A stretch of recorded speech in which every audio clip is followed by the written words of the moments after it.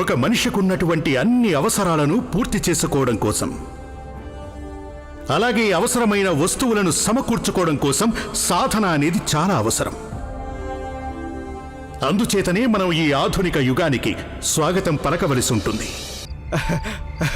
సుబేదార్ సాబ్, నమస్తే సార్.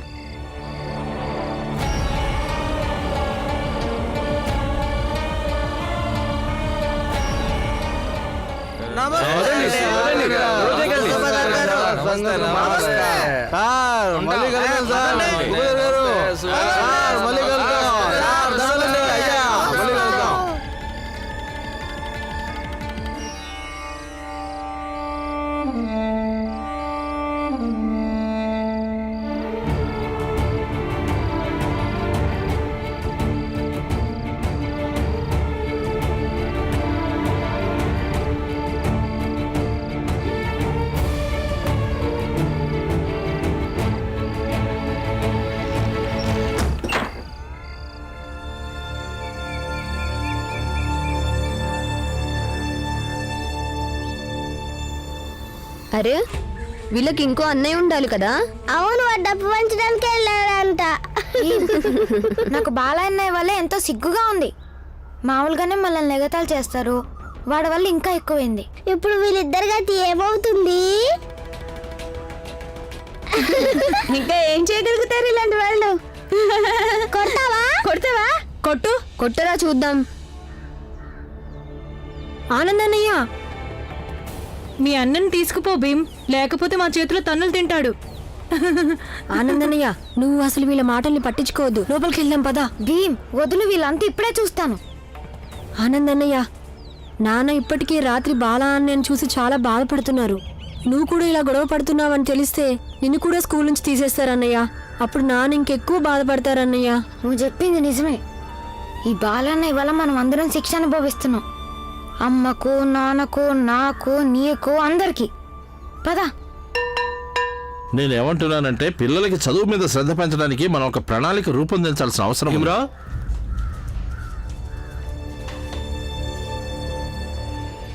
బాలా ఎక్కడా? తను రాలేదండి. ఎందుకు? వాడికి ఆరోగ్యం బాగాలేదా? వాడిక స్కూల్కి రాడు.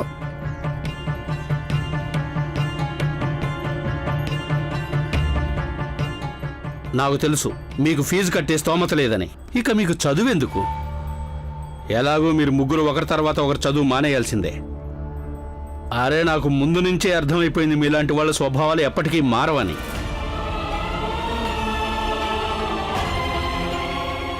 నేను అనుకున్నదే నిజమైంది. ఇక ఎక్కువ రోజులు ఎదురు చూడాల్సిన పని లేదు మాస్టారు. ఇక మిగిలిన వాళ్ళ విషయం మనం తర్వాత మాట్లాడుకుందాం. మాస్టర్ గారు, మన ప్రిన్సిపల్ గారు అలా మాట్లాడి ఉండాల్సింది కాదు. అవును, కానీ నీ దగ్గర కూడా ఈ మాటకి జవాబు ఉంటే బాగుండేది.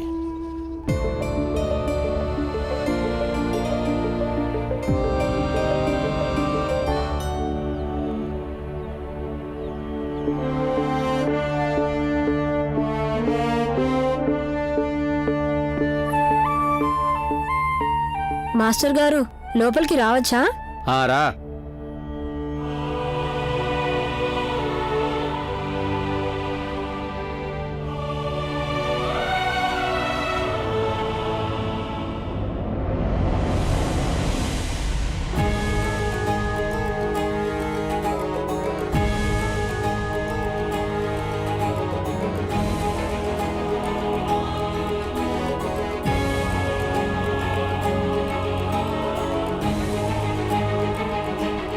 ఏంటి రాస్తున్నావు?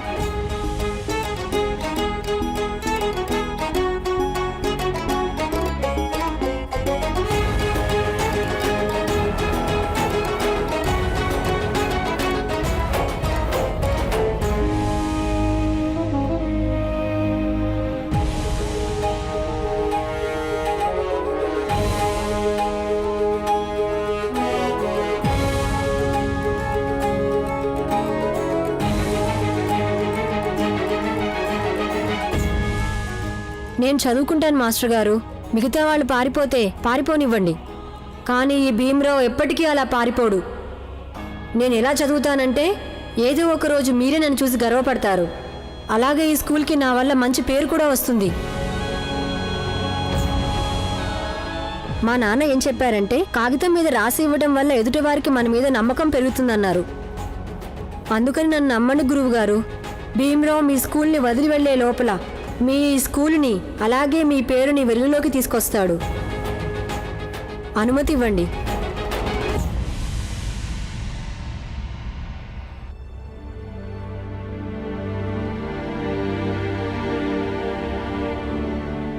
ఇప్పటికైనా మీరు నమ్మండి ప్రిన్సిపాల్ గారు, ఈ పిల్లాళ్ళు ఏదో ప్రతిభ ఉంది. మీరే ఆలోచించండి. ఇన్ని సంవత్సరాల్లో మీ దగ్గరికి ఎన్నో అభ్యర్థనలు వచ్చుంటాయి. ఆ పిల్లలందరూ కడుపు నొప్పని, తలనొప్పని, జ్వరం అని వంకలు పెట్టి మిమ్మల్ని సెలవడిగి ఉంటారు. అసలు ఏ విద్యార్థినా ఇప్పటిదాకా మీకు ఇలాంటి సంకల్ప పత్రం ఇచ్చారా?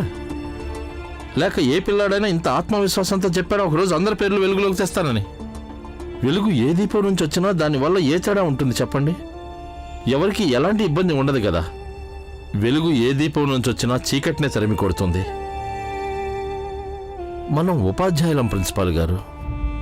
ఇలాంటి దీపాల్ని సురక్షితంగా కాపాడాల్సిన బాధ్యత మనదే సార్.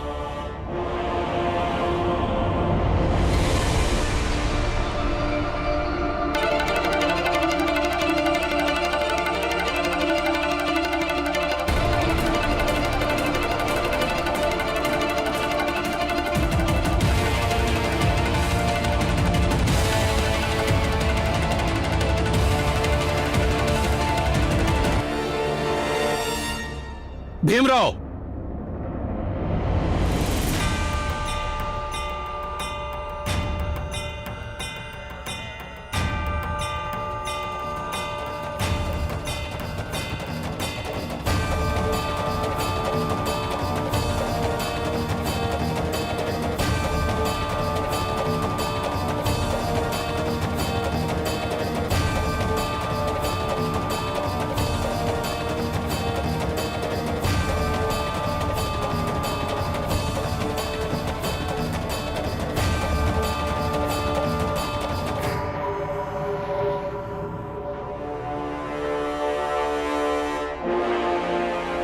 చెప్పండి గురువుగారు.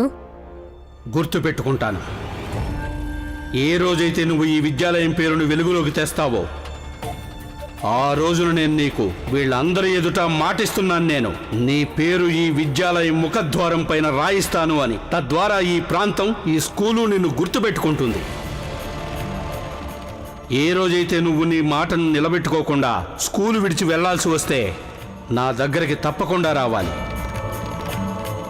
వచ్చి ఈ పత్రాన్ని తీసుకెళ్లడం మర్చిపోవద్దు. నేను దీన్ని జాగ్రత్తగా దాచిపెడతాను.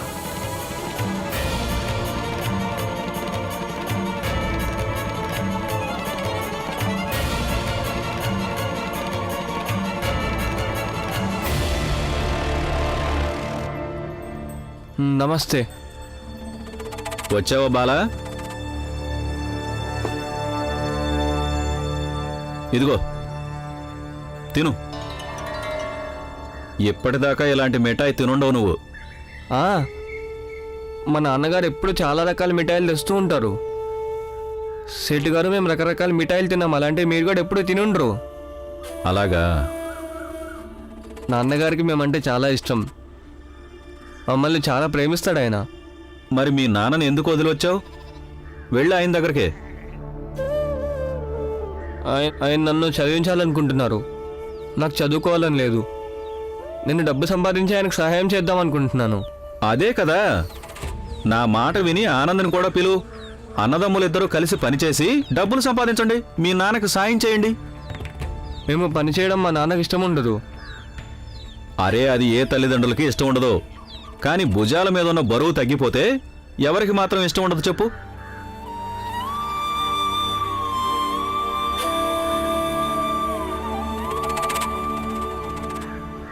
ఆనందను కూడా తీసుకురా.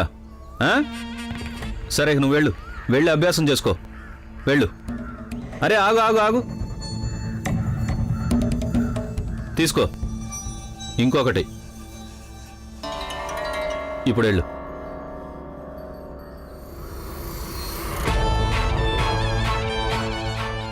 బాలా తర్వాత ఆనంద్, ఆ తర్వాత భీమ్. తమ్ముడు పురంజన్,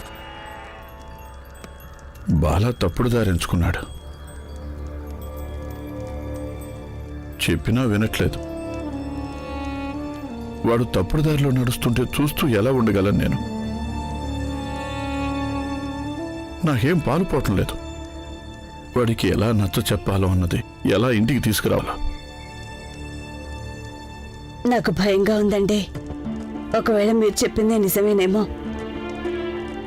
బాల అలాగే అనుకుంటున్నాడేమో. ఇప్పుడు మనం వాడిని ఎక్కువగా ప్రేమించట్లేదని, శ్రద్ధ చూపించట్లేదని, అందుకే తప్పుడు మార్గాన్ని ఎంచుకున్నాడేమో. రామ్జీ, బాలాకి ప్రేమగా చెప్పు, అర్థం చేసుకుంటాడు. పిల్లలు ప్రేమతో చెప్తే అర్థం చేసుకుంటారు. నువ్వేమనుకుంటున్నావు? నేను వాడిని బుద్ధగించలేదనా? చాలా నచ్చజెప్పాను, కానీ ఏమీ లాభం లేకపోయింది. వాడు ఒకటే మాట చెప్తున్నాడు, చదువు మీద మనసు ఉండటం లేదు, మేళం నేర్చుకుంటాను అని. ఈ పని మన జాతిలో కర్మ అనుకొని తప్పక చాలామంది చేస్తూనే ఉంటారు.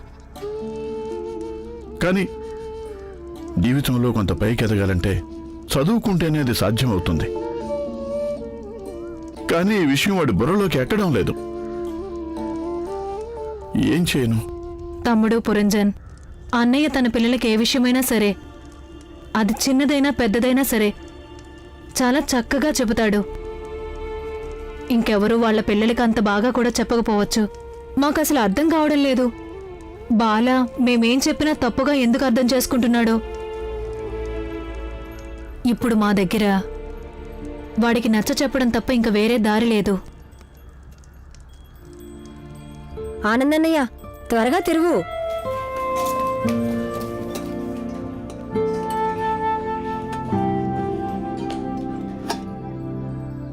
భీమ్, ఆలూ పూరి చూడు, మనందరికి ఇష్టమైన పూరీలు తిను.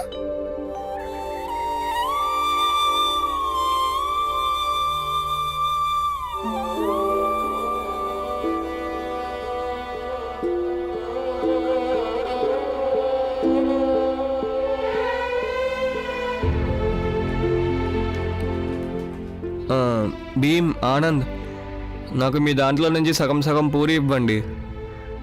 ఎప్పుడు ఇలాగే చేస్తావు అన్నయ్య? నీ వంతు తినేస్తావు, మళ్ళీ మా వాట నుంచి అడుగుతావు. సిగ్గు లేదు నీకు? అందరికన్నా పెద్దవాడు అయి చిన్నవాళ్ళలాగా ప్రవర్తిస్తావు. వదిలే ఆనందన్నయ్య.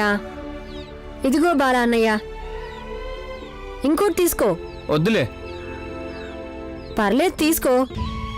ఇదిగో నాది కూడా తీసుకో. నువ్వు గుర్తుపెట్టుకుంటావులే, మీ తమ్ముళ్ళు ఎంత మంచోళ్ళో. అవునా? మీరిద్దరు లేకపోతే నేను ఆకలితో ఉండిపోతాను కదా భీమ్?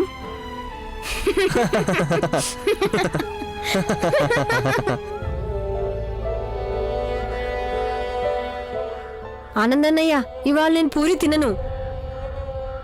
భీమ్, నువ్వు అన్నయ్య గురించి ఆలోచించి తిన్నాం లేదా? వాడికి మన గురించి పట్టింపు లేదు. మరి నువ్వెందుకు కడుపు మార్చుకుంటున్నావు? వచ్చి తిను. వద్దు. నువ్వు తినకపోతే మానేసేయ్, నేను తింటాను.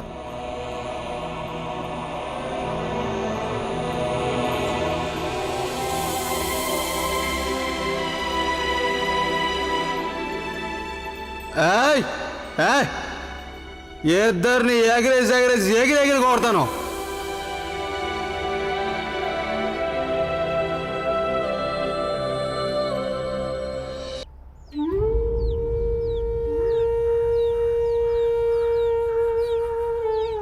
ఏమైంది భీమ్?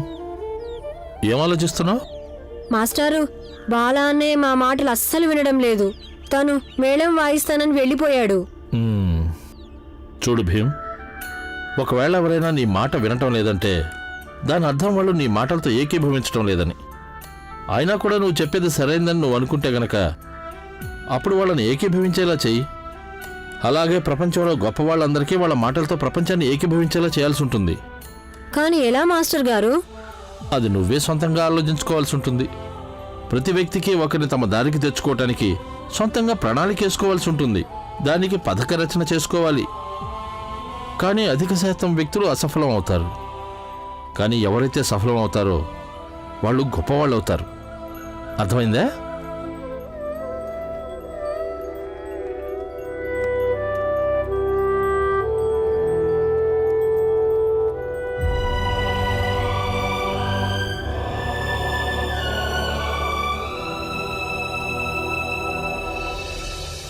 ఆయన నిన్న రాత్రి బాలాని ఆ బాజా వాళ్ళతో ఎప్పుడైతే చూశారో అప్పటి నుంచి మనసులో విచిత్రమైన భయం మొదలైంది. ఇప్పుడు నాకంతా చీకటిగా కనిపిస్తోంది. నాకు కూడా కంగారుగానే ఉంది. ఏదో ఒకటై బాలా అన్నయ్య మాట విని అలాగే ఆ బాజా వాళ్ళని వదిలేసి ఇంటికి తిరిగి వచ్చేస్తే బావుండు. అప్పుడు మనం గెలిచినట్టే అవుతుంది. అమ్మా గంగా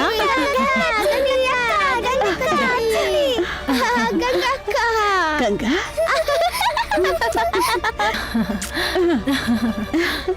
అరే పదండి పదండి, లోపలికి రానివ్వండి. అతని వెళ్ళి నీళ్లు తీసుకురా. అలాగే. గంగా ఎలా ఉన్నావు అత్తయ్య? బాగున్నా. నెమ్మదిగా ఇదిగో నీళ్ళు తాగు.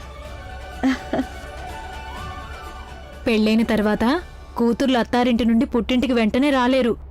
తెలుసు, మా గంగకి ఎన్నో బాధ్యతలు వచ్చేసాయి. అసలు మేం గుర్తుకొస్తామా? అదేంటత్తయ్య, అలా ఎలా మర్చిపోతాను? కానీ అక్కడ నాకు చాలా బాధ్యతలున్నాయి. అవన్నీ నేనే కదా చూసుకోవాలి. నువ్వు ఇలా మాట్లాడుతుంటే మాకెంతో సంతోషంగా ఉంది. అమ్మా, నువ్వెలా ఉన్నావు? నీ కొంట్లో ఎలా ఉంది ఇప్పుడు? బానే ఉంది. నాన్న నాతో చెప్పారు, నువ్వు అస్సలు నీ గురించి పట్టించుకోవడం లేదట. అరే మీ నాన్నగారు ఏదేదో చెప్తూ ఉంటారు. నేను బానే ఉన్నాను కదా, చూడు. ఇంట్లో అంతా బాగున్నారా? బాగున్నారు అత్తయ్య. అత్తగారు, మామగారు? అరే, అరే, అరే, వచ్చేసారు. ఎలా ఉన్నావు? ఎలా ఉన్నావు? మీరెలా ఉన్నారు? బాగున్నాం. నా కోసం ఏం తీసుకొచ్చావు? మరి నా కోసం? అరే ఆగండి, అక్క ఇప్పుడే వచ్చింది. ఇంటికి కాస్త విశ్రాంతి తీసుకొనివ్వండి. రాగానే మొదలు పెట్టేశారు నా కోసం ఏం తెచ్చావని. గంగా, ఏంటమ్మా? ఒక్కదానివి వచ్చావు, అంతా బానే ఉందా? అవునమ్మా, అంతా బానే ఉంది. ఆయన కాస్త పనుందని చెప్పారు, అందుకే వచ్చేసాను. ఏంటంత సన్నగా అయిపోయావు? లేదమ్మా, బానే ఉన్నాను. ఇది నీకోసం. చూపించు. ఇదేమో నీకోసం. ఇక ఈ లడ్డూల్ని నేను అందరి కోసం తీసుకొచ్చాను, ముఖ్యంగా బాలా కోసం. తనకి చాలా ఇష్టం కదా. బాలా అన్నయ్య, బాలా అన్నయ్య, బాలా అన్నయ్య, బాలా అన్నయ్య, మన గంగక్క వచ్చింది. తను నీకోసం నీకు ఇష్టమైన లడ్డూలు కూడా తీసుకొచ్చింది. ఇల్లంతా వెతుకుతుంది. పదన్నయ్య వెళ్దాం. నిజంగానా? ఆ. పద త్వరగా పద. బాలా, ఎక్కడికి వెళ్తున్నావు? అరే మా గంగకు వచ్చింది, ఇక్కడ నేను ఇక్కడ ఉండలేను. పద వెళ్దాం. బాలా